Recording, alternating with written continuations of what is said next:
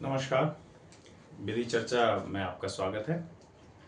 भारतीय न्याय संहिता के पिछले चैप्टर में, पिछली क्लास में हमने क्राइम के नेसेसरी एलिमेंट्स पे बात की थी।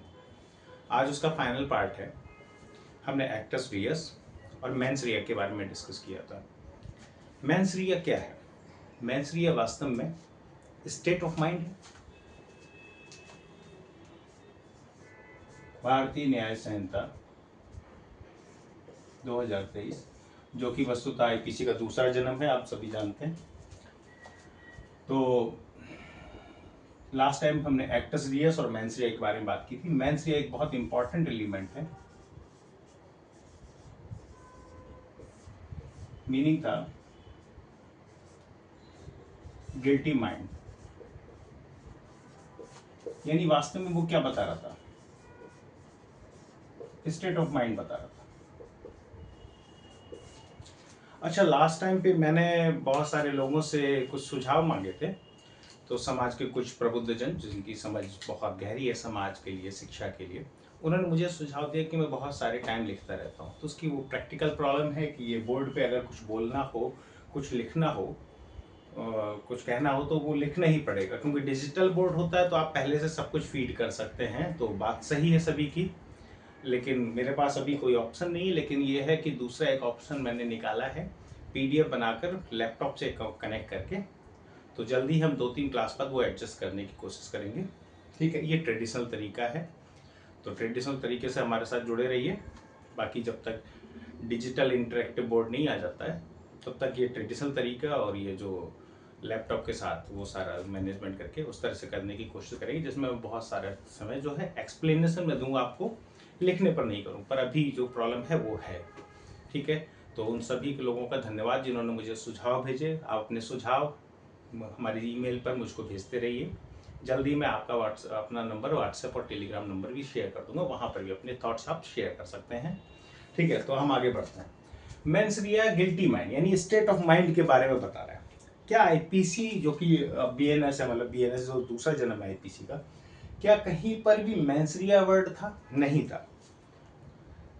तो क्यों नहीं था? उसका रीजन ये था कि मेंसरिया के बहुत सारे डिफरेंट फॉर्म हो सकते हैं।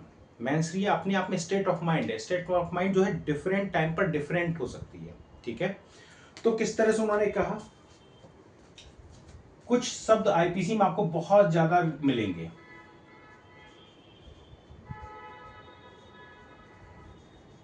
इंटेंशनली ये मिलेगा आपको, वॉलेंटरली, विलफुली,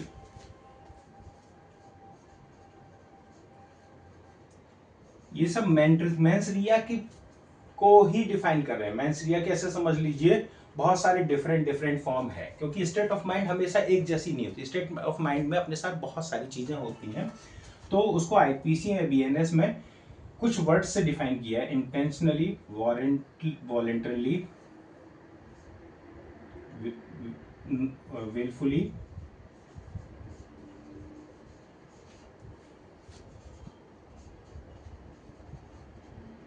नोइंगली,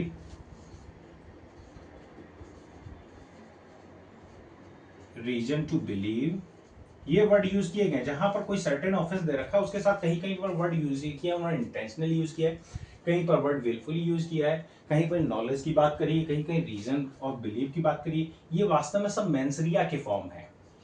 ठीक है,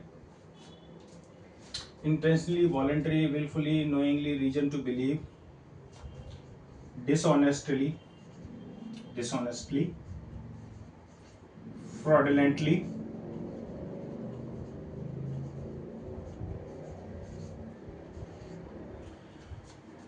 और हाँ, वांटनली,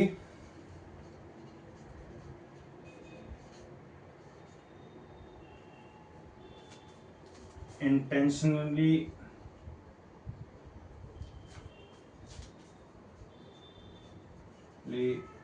कोऑपरेशन,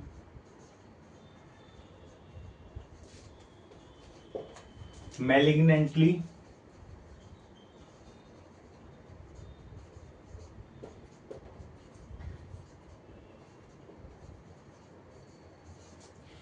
तो क्या है, मेंसरिया को उन्होंने इन वर्ड्स में डिफाइन किया है। intentionally, voluntarily, willfully, knowingly, reason to believe, dishonestly, fraudulently, wantonly, intentionally, cooperation, malignant, maliciously। वास्तव में ये स्टेट ऑफ माइंड के फॉर्म है। ठीक है, लास्ट टाइम पे जब हमने डिस्कस किया था इंटेंशन और मोटिव में डिफरेंशिएट किया था कि मोटिव हो सकता है बहुत अच्छा हो आपका, पर अगर उसको करने के लिए, मोटिव के लिए आपने कोई इलीगल एक्ट किया है, उसके लिए इलीगल पर्पजेस हो सकते हैं, इलीगल मीन्स हो सकते हैं। ठीक है, मान लीजिए चोंगूमलकर, ये जो लास्ट टाइम डिस्कस किया था उसको फिर से एक बार डिस्क्राइब कर रहा हूँ। चोंगूमल को अपने बच्चे को रोटी देनी थी। ठीक है, इनके पास पैसे नहीं थे, यहाँ एक शॉप थी जहाँ पर ब्रेड्स रखी हुई थी।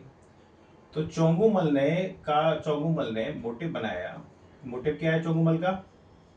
बच्चे को टू फीड, ये मोटिव है।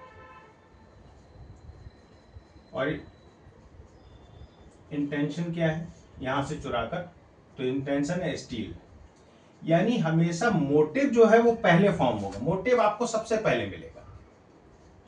कई बार मोटिव प्रेजेंट नहीं होता है, ठीक है, मिलता नहीं है मोटिव हमको, तब भी अपराध के लिए दोषी ठहराया जा सकता है, क्योंकि मोटिव नहीं पता चल पाए वो इंपॉर्टेंट नहीं है।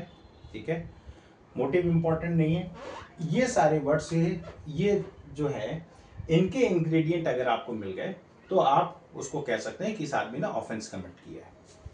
अब आज हम जो है इंटेंशन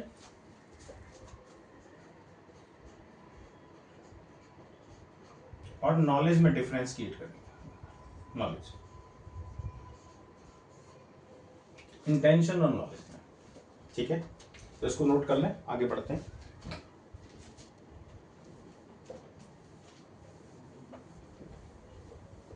आज क्राइम के एलिमेंट्स पर ये हमारी लास्ट होगा।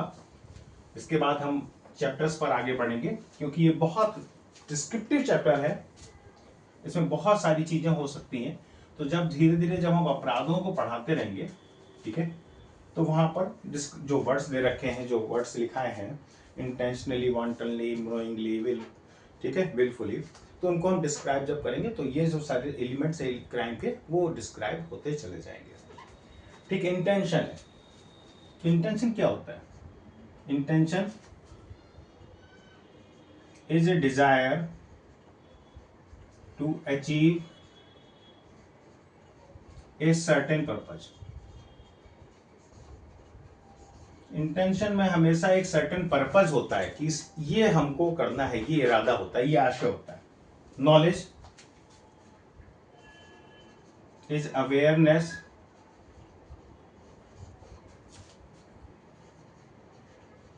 Consequence of an act. यहां पर अब इन्हीं को डिस्क्राइब करते हैं। ठीक है, intention, knowledge. Intention is a desire to achieve a certain purpose. कोई उद्देश्य पाना है, कुछ ये ऑब्जेक्ट, सर्टेन ऑब्जेक्ट है दिमाग में, तो वो इंटेंशन है। ठीक है, हर आदमी को पता होता है कि उसके कार्य का क्या परिणाम होगा। यानी नॉलेज हर किसी को प्रकृति प्रदत्त है, कुदरत ने दी हुई है। क्यों, कैसे दे सकते हैं? और ये मान के चलना पड़ेगा। चोंगूमल के पास शॉटगन आ गई, चोंगूमल के पास शॉटगन है, ठीक है, ये शॉटगन है चोंगूमल के पास। ठीक है, चोंगूमल ने इस आदमी के सर पर शॉटगन फायर कर दी। चोंगूमल क्या ये कह सकते हैं कि मुझे नॉलेज नहीं थी कि उसका सर फट के फ्लावर हो जाएगा? ऐसा बोल सकते हैं? नहीं बोल सकते, क्योंकि awareness of consequence of doing an act, किसी कार्य को करने पर उसका कॉन्सिक्वेंस क्या होगा, ये अवेयरनेस सभी के पास है, कानून ऐसा मानकर चलता है। लेकिन अब आप देखेंगे, अगर एक छोटा बच्चा है, 7 साल से कम का बच्चा है, वो शॉटगन से फायर कर देता है, क्या उसके पास नॉलेज है? वो तो क्यूरियोसिटी में फायर कर सकता है, he might fire in the curiosity. ठीक है, उसने क्यूरियोसिटी में जब फायर कर दिया तो उसको नहीं पता है कि इसका कॉन्सिक्वेंस क्या होगा। इसीलिए जब आप जनरल एक्सेप्शन देखेंगे तो वहां पर लिखा है कि 7 साल से छोटे बच्चे का किया हुआ अपराध अपराध नहीं, जो कि ऐसा कार्य जो अपराध की कोटि में आता है वो अपराध नहीं है। क्यों? क्योंकि वहां पर उसके पास नॉलेज नहीं है। ठीक है, अब इंटेंशन जो है, इंटेंशन और नॉलेज, समझ लीजिएगा कुछ चीजें बहुत जरूरी है, क्योंकि अगर आप आगे बीएनएस को पढ़ना चाहते हैं, जो कि आईपीसी है, वस्तुतः मैं बार बार बोलता हूँ आईपीसी है, क्योंकि चेंज क्या किया हमने, सिर्फ उसको सफल कर दिया है। तो इंटेंशन और नॉलेज जो है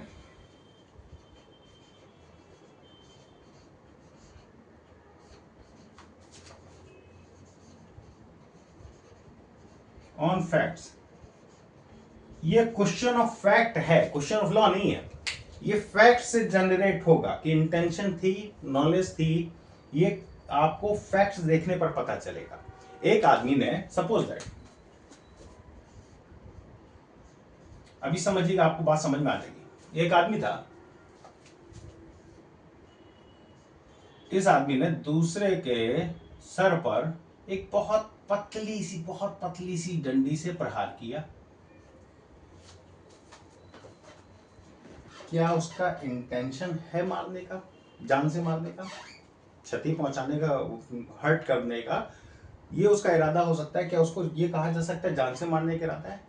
क्योंकि ये सभी को पता है कि कोई पतली सी लकड़ी की डंडी से किसी के सर पर मारने से वो मरेगा नहीं, ठीक है?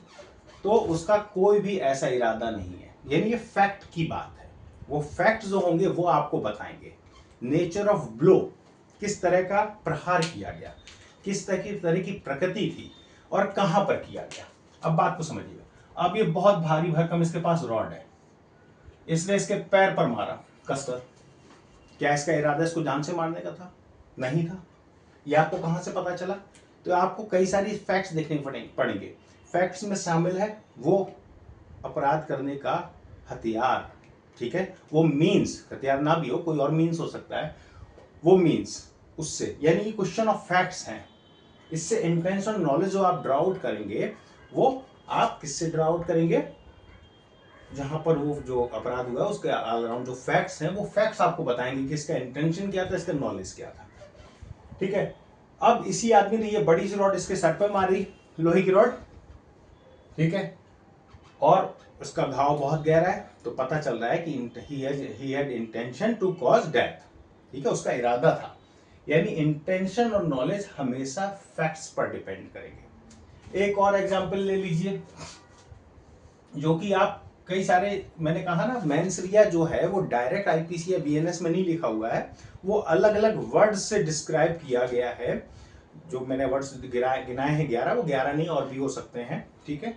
कुछ ये नेसेसरी वर्ड्स हैं जिनकी डेफिनेशंस आपको पता होनी ही चाहिए, अदरवाइज जब तक आप क्राइम के एलिमेंट्स को नहीं समझ पाएंगे तब तक आप आगे प्रोसीड नहीं कर पाएंगे। तो ये आदमी था, इसके सर पर यहाँ पर ट्यूमर था, ठीक है, और डेडली ट्यूमर था। अब इस आदमी को ये पता था, चोंगुमल को पता था, चोंगुमल ने एक पतली सी डंडी से ही इसको ट्यूमर पे यहाँ पर वार कर दिया। क्या इसका इंटेंशन है मारने का? हाँ, जान से मारने का इरादा है, क्योंकि उसके पास नॉलेज है कि ऐसा करने पर उसको कोई ऐसा बॉडीली हार्म मैं पहुंचाऊंगा जिससे उसकी डेथ कॉज हो जाए। तो इंटेंशन और नॉलेज की बात जहां बहुत व्यापक तरीके से दे रखी है, वो आईपीसी का सेक्शन 299 और 300, जहां पर कल्पेबल होमिसाइड और मर्डर को डिफाइन किया गया है। कल्पेबल होमिसाइड वास्तव में जीनस है और मर्डर जो कि स्पीसीज है। अभी की बात नहीं, बहुत आगे बताएंगे ये सारी चीज, कल्पेबल होमिसाइड और मर्डर में डिफरेंस क्या है। तो वहां पर इंटेंशन और नॉलेज के बारे में जो दे रखा है, वहां पर बहुत क्लियरिटी आ जाती है, यानी सेक्शंस टू सेक्शंस वो वर्ड्स का डिस्क्रिप्शन हमको मिलता है, वो सेक्शन जिस तरह से डिफाइन किए गए हैं वो अपने आप समझ आपकी बढ़ती जाएगी। पर जो डेफिनेशंस क्लॉज है, जहां पर जैसे वॉलंटरीली की डेफिनेशन जो लास्ट टाइम मैंने बताई थी, वो आपको पता होनी चाहिए। तो यहां पर इसका इरादा है इसकी हत्या करने का जिसके सर पर ट्यूमर है। वहां पर आप इलस्ट्रेशन देखेंगे 299 और 300, अब वास्तव में यहाँ 100 से स्टार्ट हो रहे हैं, ठीक है, 100 से स्टार्ट हो रहे हैं, 100 और 102 कल पे होमिसाइड और मर्डर, 100 और 101, सॉरी। तो ये जो है, इस आदमी ने इसको यहाँ ट्यूमर था, या वहां पर एक एग्जांपल दे रखा है, वहां पर दे रखा है किसी आदमी की स्प्लीन बड़ी हुई थी और उसने उसको मुक्का मारा और जिसके फलस्वरूप वो व्यक्ति मर गया। उसको पता था कि इसकी स्प्लीन बड़ी हुई है, तो क्या उसने मर्डर किया है? क्योंकि उसके पास नॉलेज भी है और इंटेंशन भी है, ठीक है? तो ऐसे कई सारे एग्जाम्पल हो सकते हैं। जैसे एक और एग्जाम्पल बताता हूं, सपोज दैट माइक टाइसन आ गया, आपने माइक टाइसन को छेड़ दिया, ठीक है। अब माइक टाइसन को आप समझते हैं वो क्या है, उसने आपके सर पर एक मुक्का मारा जोरदार तरीके से, क्या उसका इंटेंशन आपको जान से मारने का? हाँ, उसके पास इंटेंशन भी है, नॉलेज भी है कि मारूंगा तो मर जाओगे। वो सनी देओल की पिक्चर देखी ना, ये हाथ जिसको पड़ता है तो उठता नहीं, उठ जाता है। तो उसका इंटेंशन की नॉलेज है। यहाँ पर एक आदमी, वयस्क व्यक्ति एक छोटे बच्चे पर अगर मुक्के से प्रहार करता है तो क्या वहां उसका इंटेंशन है जान से मारने का? हाँ है, क्योंकि उसको पता होना चाहिए कि एक 3 साल के बच्चे को मुक्के से प्रहार करने पर उसकी जान जा सकती है, ठीक है। तो यहाँ पर बहुत सारी चीजें, वहां पर भी बहुत सारी डिस्टिंक्शन है, वो कंडीशन टू कंडीशन डिपेंड करेंगे। और वो फैक्ट्स भी आपको बताते हैं। तो फैक्ट्स कैसे बताते हैं? नेचर ऑफ ब्लो, ग्रेविटी, ठीक है, अपराध को करने का तरीका, ग्रेविटी, जहां पर बहुत सारे और वर्ड्स यूज किए गए हैं। तो क्राइम ऑफ एलिमेंट्स में आज इतना ही, ठीक है, क्योंकि अगर इसमें हम हर एक टर्म को डिफाइन करते जाएंगे तो बहुत बड़ी क्लास होती जाएगी, हमें कहीं ना कहीं से अपने चैप्टर आगे स्टार्ट करना है। तो लास्ट टाइम पर हमने इंटेंशन और मोटिव को कवर कर लिया था, आज हमने इंटेंशन और नॉलेज को कवर किया है और देखा है कि आईपीसी में या बीएनएस में किस तरह से मेंसरिया को वर्ड्स बाई वर्ड्स पर डिफाइन किया गया है। जैसे क्या था, रीजन टू बिलीव, ठीक है, वो वर्ड आपको कहाँ मिलेगा? To receive a stolen property, जो 411 से स्टार्ट होता था, अब वो 317 समथिंग में आ गया है, ठीक है। तो वहां पर आपको reason to believe word use मिलेगा और वहां पर उसका मीनिंग क्लियर होता है कि अगर आपके पास लास्ट टाइम की क्लास में मैंने आपको डिस्क्राइब किया था कि अगर मध्य रात्रि में आपके पास कोई व्यक्ति आता है, रोलेक्स की घड़ी कहता है ये मैं 500 रुपए की आपको दे रहा हूँ, तो आपके पास रीजन टू बिलीव होना चाहिए, क्योंकि सफिशियंट कॉज है आपके पास बिलीव करने का कि ये चोरी की वस्तु है। तो हर एक सेक्शंस में अलग अलग तरीके से इन वर्ड्स का मीनिंग निकलता जाएगा, ठीक है। तो आज यहीं तक भारतीय न्याय संहिता के क्राइम एलिमेंट्स आज हम यहीं पर खत्म कर रहे हैं। अगली बार से अगले उस पर चैप्टर्स को स्टार्ट करेंगे, जिसमें डेफिनेशंस, क्लॉज और बाकी सारी चीज़ें करेंगे। प्रिलिमिनरी इस चैप्टर इसका स्टार्ट हो जाएगा। तो आप सभी लोग सहयोग दीजिए, सब्सक्राइब करके, लाइक करके और कमेंट कर सकते हैं और हमें मेल लिखें अगर कोई सुझाव हो, और बाकी जो कर सकते हैं करते हैं, करें। धन्यवाद, नमस्कार।